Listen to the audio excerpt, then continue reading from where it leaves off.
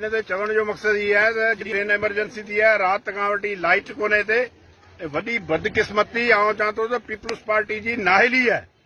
जो डीज़ल न ॾेई सघिया आहिनि राति खां वठी, हेसि ताईं न डीज़ल आयो आहे, न हेसि ताईं मुख़्तियार कार आयो आहे, न एसी आयो आहे, न को हिननि जो अमलदार आयो आहे, न एमपी आयो आहे, न एमएनए आयो आहे। ऐं इलेक्शन जे टाइम में हिते अची पोइ ॻोल्हींदा चवंदा भुटे जा दुश्मन ॻोल्हे माण्हू। भई भुटे जा दुश्मन इहे आहिनि जेके ॿुॾनि पिया, बाक़ी जेके भुटे जा दुश्मन आहिनि उन्हनि खे वधारतूं ॾिनियूं अथनि इस्लामाबाद में वेठा आहिनि। हीउ त वॾो ज़ुल्म आहे। हीउ आऊं चवां थो हीउ चरिया माण्हू आहिनि, पंजाब वारो कनि एमपी एमएनए अचे दसे हिन हौदी में हिते हिन खे लेटाइनि। मुख़्तियार कार एसी जे आऊं तव्हांखे सभिनि खां सभ खां पहिरीं आऊं दसींदो था अचनि हिते। बड़ा ॿुॾी मरण जो मक़ाम आहे। 4-5 हज़ार रुपए जो डीज़ल कोन्हे, राति खां ड्रेनेज हले, माण्हू पिया ॿुॾनि ऐं माण्हुनि लोलो कोन थो पचे। ग़रीब माण्हू, हिननि वटि काठियूं पुसी वयूं आहिनि। इहो को दर्द ॾुख हिननि खे आहे।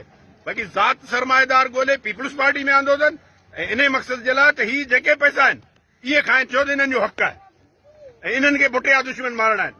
भई भुटे जा दुश्मन त हाणे मरनि पिया। भुटे जे दुश्मन जे घर में मानी, भुटे जे जेके आहिनि उन्हनि जे घर में मानी बि कोन्हे।